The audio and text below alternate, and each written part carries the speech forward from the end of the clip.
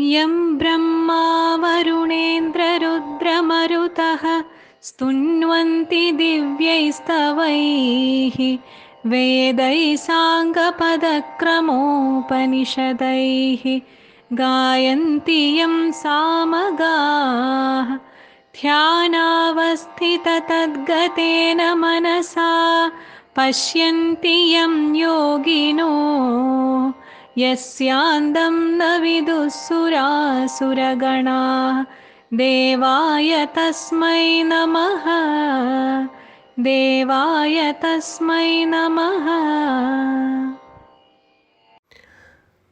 ബ്രഹ്മ വരുണ ഇന്ദ്ര രുദ്ര മാരുതന്മാർ എന്നിവർ അതീന്ദ്രിയ സ്തുതികൾ ഉരുവിട്ട് സ്തുതിക്കുന്ന ആ വ്യക്തിത്വത്തെ ഞാൻ വന്ദിക്കുന്നു.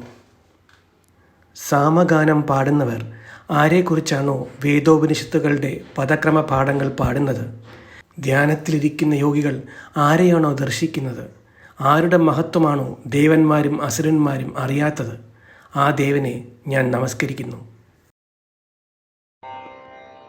यं ब्रह्मा वरुणेन्द्ररुद्रमरुतः स्तुन्वन्ति दिव्यैस्तवैः वेदैः साङ्गपदक्रमोपनिषदैः गायन्ति यं सामगाः ध्यानावस्थिततद्गतेन मनसा पश्यन्ति यं योगिनो यस्यान्दं न विदुः सुरासुरगणाः देवाय तस्मै नमः देवाय तस्मै नमः.